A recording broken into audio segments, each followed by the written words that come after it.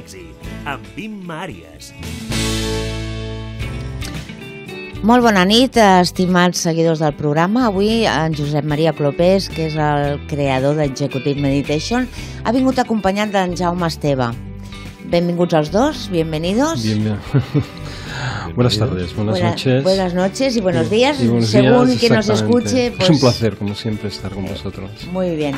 A ver, hablando de Jaume Esteve. Jaume Esteve es licenciado en Psicología de clínica, creo. Si en algo no lo digo bien, tú me rectificas, Jaume. Especialidad clínica. La especialidad clínica. Y además es investigador y especializado en neurovisualización, neurofeedback, de relajación, estimulación transcraneal de corriente directa y neuroliderazgo. Trabaja como coordinador del Centro de Psicología Mental Área. ¿Es así, Jaume? Sí, es totalmente correcto. Bueno, por lo que yo veo y por las dos personas que me acompañan, hoy vamos a unir lo que sería la meditación con todo el tema de neurológico, ¿no? De neurociencia. De neurociencia, exacto. Entonces, para empezar, esto del liderazgo que está tan en boca de todos, ¿qué es el liderazgo y el neuroliderazgo? ¿Qué es eso, Jaume? Mira, el liderazgo es la capacidad que tiene una persona, que llamaríamos líder, de poder influenciar a sus seguidores, que es el grupo. Normalmente es una persona que tiene capacidades de poder comprender la situación laboral en que se encuentra, es una persona que genera confianza y tiene capacidad de gestión. Entonces sus seguidores es cuando ven una persona óptima para poderla seguir. Y neuroliderazgo sería cuando aplicamos el conocimiento de las investigaciones y resultados experimentales de la neurociencia cognitiva aplicada al liderazgo. Esto significa que tenemos que entender el funcionamiento de la mente para aplicarlo a un modelo de liderazgo. Muy bien. En este caso, la meditación, ¿en qué nos aporta? La meditación nos aporta autorregulación mental, autocontrol mental, nos aporta el que podamos de alguna manera comprender mejor nuestros estados más emocionales, gestión emocional, y nos permite, a más de todo esto, tener efectos neurobiológicos importantes y efectos psicológicos de bienestar, tanto en salud física como en salud psicológica. Muy bien. ¿Qué es la neurociencia y la neurotecnología? ¿Qué diferencia hay o son ambas lo mismo? La neurociencia va acompañada de la neurotecnología. La neurociencia es un modelo multidisciplinar que está compuesto por diferentes disciplinas científicas, física, química, biología, psicología, ingeniería, etcétera, etcétera, y tiene por objetivo establecer un conocimiento común.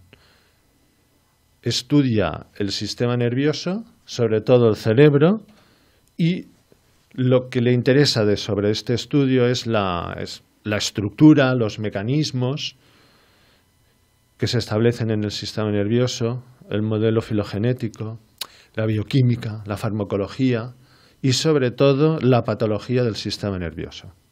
Muy bien. Ahora entraría un poco, Josep María, si nos puedes acompañar tú también, a la pregunta de qué son la meditación y la relajación. ¿Son lo mismo? No, aunque uno lleva a la otro, sí, ¿sabes? Sí. Interesante lo que comenta Jaume sobre el tema del liderazgo. Voy a hacer un apunte aquí. Estupendo, ¿no? Sí, y estoy muy de acuerdo porque el liderazgo significa pues conocer los recursos que tienes, ¿no? y saberlos utilizar, ¿no? Para conseguir unos determinados objetivos. Y esto, cuando aplicas el concepto autoliderazgo, significa justamente esto, ¿no? Conocer los recursos que una persona tiene, es decir, cómo funciona esos recursos personales que tenemos, nuestra mente y nuestro sistema nervioso, para extraer el máximo talento y dar respuesta a nuestros retos diarios, ¿no? Y efectivamente, un líder es alguien que es capaz de mover a otras personas para conseguir un determinado objetivo, ¿no?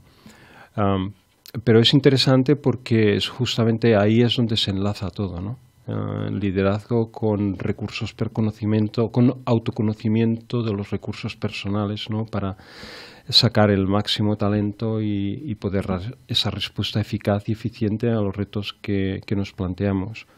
Y es interesante porque no hay una gran diferencia entre el concepto de liderazgo, de ser un líder o de ser un jefe. No es lo mismo. No. Igual que no es lo mismo jefes, la autoridad que el poder, ¿no? Que son Tampoco. son cosas distintas, ¿no? Entonces, respondiendo a tu pregunta, justamente, ahí hay bastante confusión, ¿no? Entre lo que es la meditación y lo que es la relajación. La meditación es la generación de un determinado estado a nivel mental y a nivel físico, de mínima excitación mental en un estado de profundo descanso. Pero es como si te estuvieras a punto de dormir, ¿no? Estuvieras profundamente dormido, pero a la vez más despierto que lo despiertos que podemos estar nosotros ahora mismo. Es un estado de alerta en profundo descanso. Y como es un proceso mental, y se inicia a través de un proceso mental que utiliza los recursos físicos que tenemos, el proceso de reducción de la actividad mental hasta un estado de mínima excitación mental conlleva una reducción de la actividad física y las personas se relajan profundamente, ¿de acuerdo? Pero a la inversa no es necesariamente verdad. Si yo me relajo, estoy en un estado de meditación, pues esto no se cumple exactamente así, ¿no? Yo diría que el estado de meditación conlleva un estado de relajación profunda, ¿sabes? Pero es consecuencia de... Vale, ¿lo ves tú igual, Jaume? Sí, me ha gustado mucho la explicación que ha hecho Josep María. Sí, perfecto.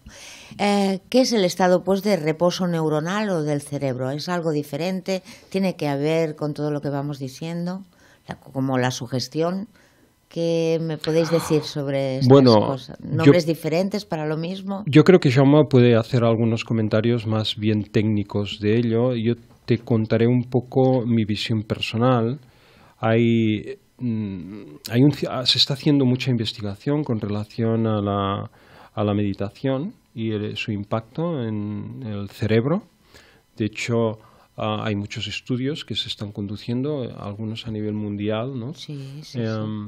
Jaume es una persona que además pues viene del campo de la investigación, es una persona muy versada en la neurociencia y también en su trabajo cotidiano. Y yo te podría decir que por lo menos las cosas que he ido conociendo a lo largo del tiempo de mi propia carrera profesional, hay básicamente las técnicas de meditación se engloban en ciertos tipos de meditación. Así que hay como una especie de categoría, ¿no?, de tipos de meditación donde las técnicas pueden más o menos englobarse. Esto, para a lo mejor los oyentes, es un poco más técnico pero es bueno que lo comentemos, ¿no? Que una cosa son las técnicas y otros los tipos de meditación, ¿no? Es como una especie de categoría. Los estudios que se han realizado han establecido esas categorías, ¿no? Esos tipos de meditación donde se engloban determinadas técnicas. Algunos de estos tipos de meditación pues, se ha demostrado que generan patrones fiables de cambio en la estructura del cerebro. Y otras que, sin embargo, pues son técnicas que son más bien sugestivas, pero que no generan patrones de cambio fiable, ¿no?, en el tiempo de las estructuras del cerebro. Pero a lo mejor Jaume puede comentarnos algo, hacer algún apunte más sobre esto. Sí, yo creo que Josep María lo ha explicado muy bien. Yo aportaré más bien una explicación más técnica para complementarla. El estado de reposo neuronal o del cerebro es como los neurocientíficos o estudiosos interpretan los estados de relajación o de meditación. Entonces, en 1995, gracias a la resonancia magnética funcional, técnicas de neuroimagen, el neurólogo Marcus Ritschl descubrió que cuando una persona está en estado de meditación, el cerebro no trabaja a medio gas como se creía en las teorías de los años 60, se pudo observar que en diferentes regiones cerebrales se activan diferentes redes neuronales, hay un mayor consumo de oxígeno, cuando se pensaba que cuando una persona estaba meditando no se activaban. Este es el gran descubrimiento y sobre todo lo centra en dos áreas, son dos estructuras cerebrales muy importantes. La corteza prefrontal, donde tenemos la personalidad y el pensamiento cognitivo superior, y la corteza cingulada anterior, donde haría referencia a esta estructura a todo lo que serían las emociones y sobre todo la sensación de dolor. Muy bien. ¿Qué herramientas, creo que tú, Jaume, utilizas herramientas para el registro y el análisis de cerebral? Y si no me equivoco, él ha sido una de las personas que tú has podido hacer un registro, ¿verdad?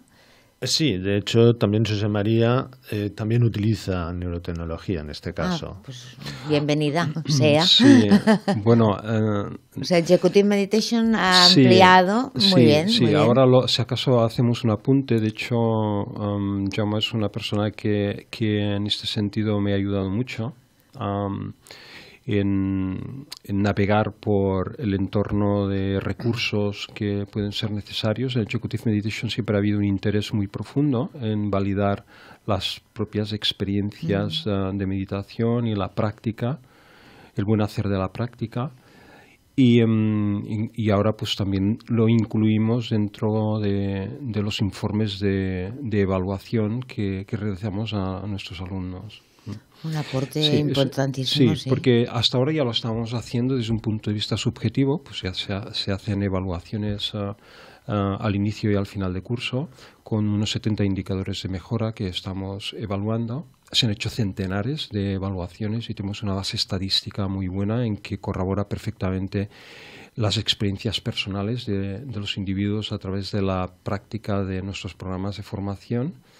Y además son muy coexistentes, ¿cómo se llama esto? Sería muy... los hemos podido comprobar, ¿no? Sí. Y en este sentido pues aparecen de manera sistemática mejoras en el entorno de la creatividad, en la gestión del tiempo, mejora la empatía, la gestión de los conflictos, por ejemplo, la memoria. También mejora el rendimiento personal, ¿no?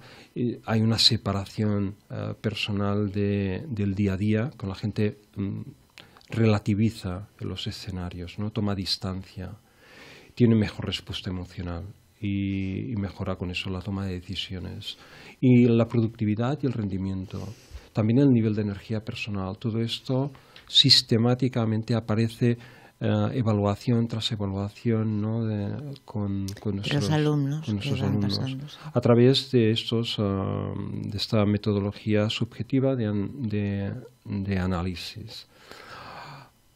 Con las herramientas que provienen de la neurociencia, esto nos permite ahora hacer también mediciones, ¿no? de la actividad que se espera, ¿no? que se va a producir en el cerebro de manera objetiva y hacer un informe pues que durante la práctica de la meditación pues determinados elementos, ¿no?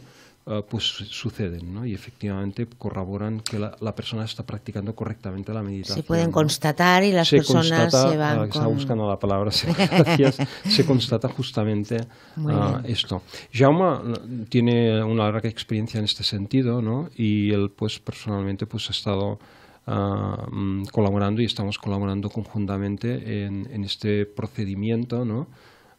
Para que Executive Meditation además pues, pueda generar con garantías este nivel de ya estudio, lo hacía, ¿no? lo que pasa que ahora además podrá dar como un diploma, un título que verifica. Sobre todo el objetivo es, por un lado, validar a nuestros alumnos que lo que están haciendo lo están haciendo bien, ¿no? Exacto. Y están obteniendo los resultados. Más allá de su propia experiencia, que es, digamos, el mayor resultado que uno puede tener, ¿no? Cuando te das cuenta que tu día a día cambia, ¿no? Y y tu respuesta, ¿no? Tu cambio personal, ¿no? Lo identificas, ¿no? Lo identificas tú y además lo identifica tu entorno, ¿no? Que es lo que dicen nuestros alumnos. Muy bien. Las personas que vienen a tu consulta o tu centro, ¿qué mediciones puedes ir tomando con ellas o qué cambios, qué sugieres cuando una persona viene a ti y hace ese registro mental del resultado? ¿Tú puedes sugerirle que haga meditación en Executive Meditation o que haga esto, aquello o lo otro? Sí, la técnica que utilizaríamos sería exploración neurofisiológica. Sí. El instrumento sería el sistema de electroencefalografía y sistema de neurofeedback. Con uno haríamos una medición cualitativa y con el otro cuantitativa. Y, por ejemplo, si vemos que es una persona que tiene ciertas dificultades para meditar, o fuera una persona que sabe meditar pero que necesita un poco de entrenamiento, una de las mejores técnicas para mí sería la que ofrece Josep María. Inmediatamente lo enviaríamos a su centro si le parecería bien a la persona que me viene a visitar. Y aparte, quería hablar de los resultados neurofisiológicos obtenidos por el sistema de electroencefalografía y de neurofeedback que hicimos en la prueba de Josep María. Sí. Yo he realizado pruebas a los principales meditadores de Barcelona. No puedo decir nombres. No. También profesores de yoga y personas que llevan mucho tiempo meditando. Y una de las sorpresas que me dio Josep María en el estudio neurofisiológico es que inmediatamente, nada más empezar, a partir ya del primer minuto, Josep María tenía una alta potencia en ondas zeta y alfa, ondas que están asociadas a los estados de meditación, relajación y a estados hipnóticos. ¿Pasaste con nota, por lo que veo? Sí, fue de hecho, fue la primera vez que me midieron y la verdad que para mí fue muy interesante, ¿no? Y de hecho, precisamente fue un día que íbamos presionados con el tiempo. El Jaume me planteó un estudio de 20 minutos, no teníamos tanto tiempo. Al final hicimos una medición de unos 12 minutos, ¿no? Sí. Y luego pues estuve observando los resultados y bueno, fue muy impresionante lo que me enseñó, sí, desde luego. Hombre, ¿qué esperas de alguien que está meditando hace 30 años o más, no? Sí, pero luego eso es cierto. Y lo está haciendo ¿no? bien, cierto, además. ¿no? Es cierto, y uno tiene la experiencia personal profunda y la certeza de que la meditación genera ese nivel de cambio en tu vida, ¿no? Pero claro, esto es una experiencia subjetiva. Y cuando viene alguien como Jaume, te pone un casco y unos electrodos, ¿no? Y te pones a meditar, y entonces ahí alguien mide qué está sucediendo, ¿no? Sí, y entonces ves los resultados de ello, pues es una forma muy objetiva de explicar las cosas, ¿no? ¿Tú también meditas, Jaume? Yo, más que meditar, mi especialidad es técnicas de relajación combinadas con técnicas de hipnosis, sí, un poquito de meditación, más sugestión. Realmente la persona que sabe meditar y es un maestro de meditación, en este caso sería Josep María. Muy bien, muy bien. Ahora hablando de más cositas, la neuroplasticidad, ¿qué es? Tú nos lo vas a explicar. Y luego también me interesaría mucho las neuronas espejo, porque hoy en día se habla mucho del espejo, de que el otro es el espejo. No sé si tiene que ver o no con eso, pero Más o menos. Sí. Más o menos. Pues explícanoslo, por favor. Sí, lo relacionaremos con la meditación, que es el tema que hemos venido hoy a hablar. Sí. La neuroplasticidad, desde los años 60 se creía que la persona cuando abandonaba la infancia y llegaba a la edad adulta, el cerebro era inmutable, no podía procesar cambios. Pero ahora hemos observado, gracias a la investigación neurocientífica, que el cerebro está en constante transformación. La transformación cerebral es lo que llamamos plasticidad. E influencia en el cerebro, por ejemplo, para que haya unas mejores conexiones sinápticas de neurona a neurona, generar nuevas conexiones sinápticas. Podemos también no me saldrá la palabra, relocalización. Por ejemplo, tenemos un área dañada por un accidente, puede crear nuevas conexiones en otra área cerebral y de esta manera podemos activar la función perdida. Y también podemos generar nuevas neuronas en diferentes estructuras cerebrales. Pondremos un ejemplo de la meditación. Personas que llevan tiempo meditando, aumenta la densidad neuronal en el hipocampo, estructura de memoria, y en la ínsula, estructura que hace referencia a las emociones y los sentimientos. ¿Y las neuronas espejo? Y las neuronas espejo es sencillamente que hace millones de años nosotros y otras especies no sabíamos que utilizábamos las neuronas espejo y su finalidad principal es la empatía y la imitación.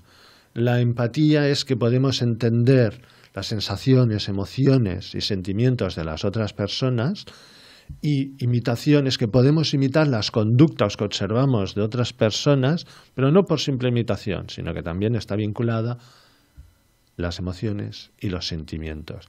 Dicho de otra manera, cuando el ser humano no podía hablar, utilizaba las neuronas espejo para poder entender el lenguaje encubierto.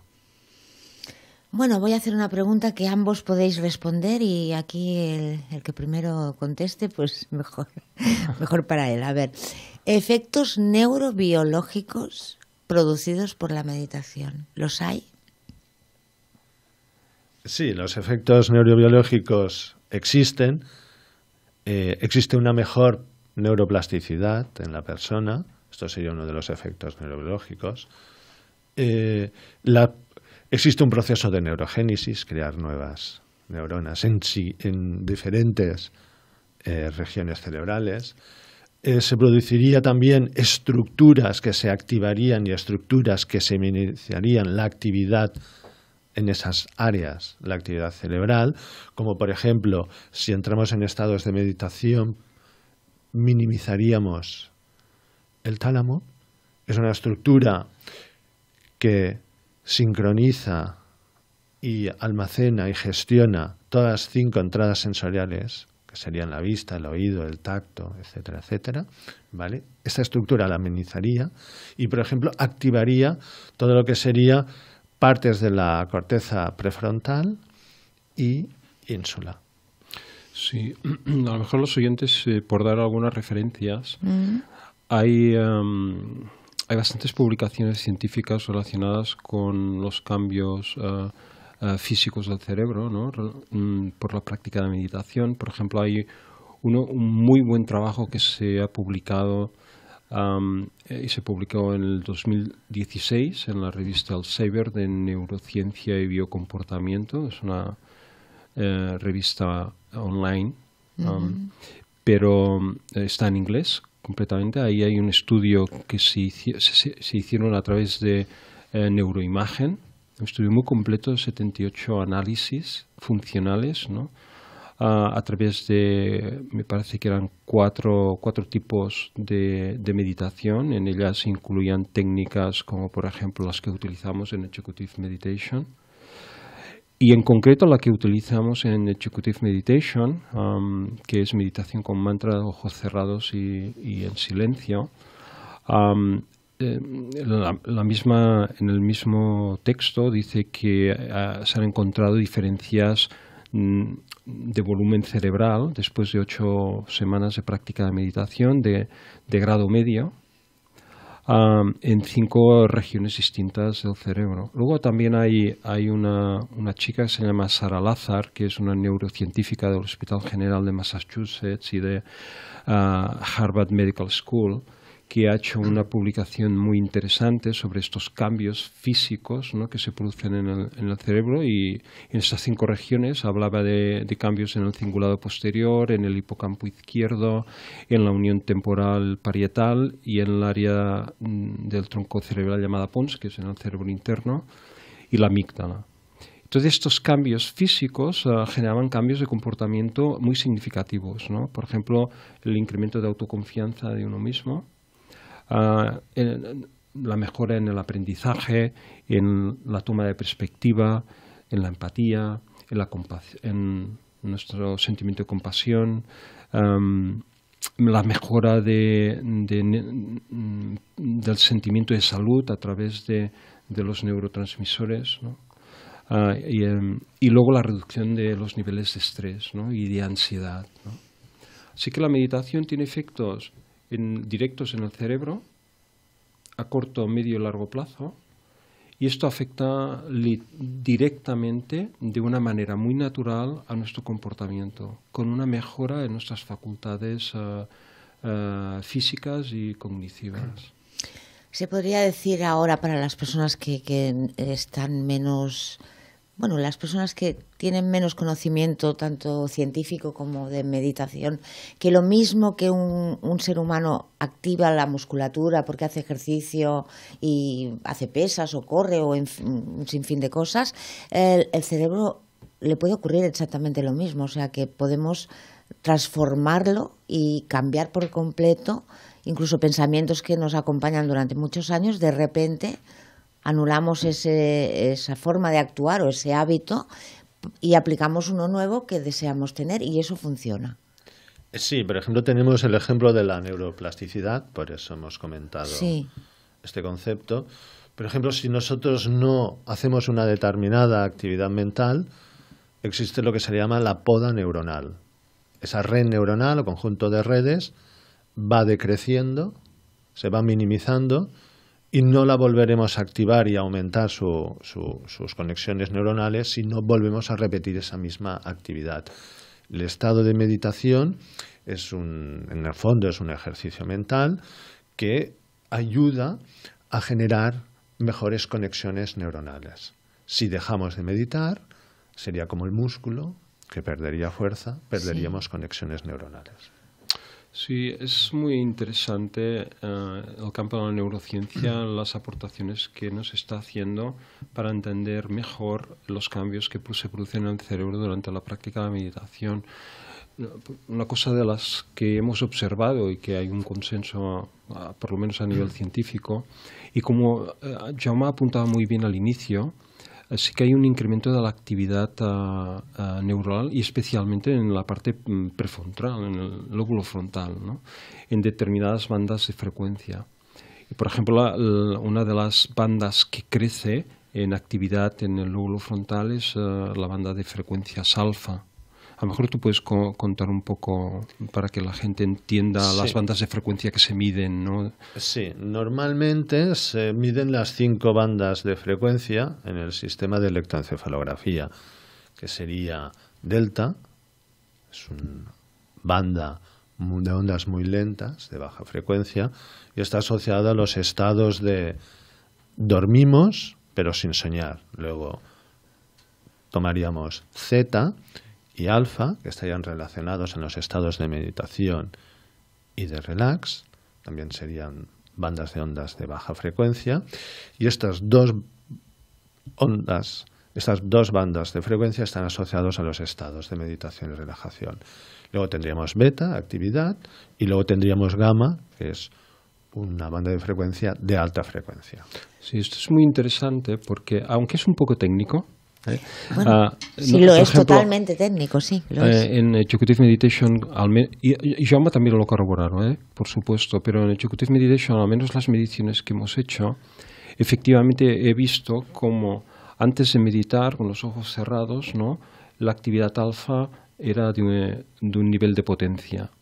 Y en el momento en que empezamos a meditar, se incrementa de manera muy relevante la actividad alfa en la parte frontal del cerebro. Esto tiene que ver justamente con el estado de meditación, que es un estado en que nosotros mantenemos fuertemente la conciencia, pero en estado de máxima relajación. Es en ese momento en que observamos la trascendencia. Y eso se ve a lo largo de todo el tiempo de meditación como se establece. Y lo que es interesante es lo que sucede después de la meditación, porque ese patrón de alerta tan intenso, por la neuroplasticidad que antes comentaba Jaume, tiende a mantenerse después de la práctica de meditación, lo que genera ese cambio de comportamiento. nos queda ya nada, no creo que ni un minuto para despedirnos y dejar el programa aquí. Veo que es un binomio estupendo el que habéis formado. Os deseo que cada vez vayáis compartiendo más cosas. Gracias por venir al programa. Jaume Esteve, gracias por estar aquí. Y Josep María, nos conocemos de una vez al mes. Pues gracias por traerme personas tan interesantes como él. Es un placer, es un placer. Buenas noches, amigos y seguidores. Un abrazo.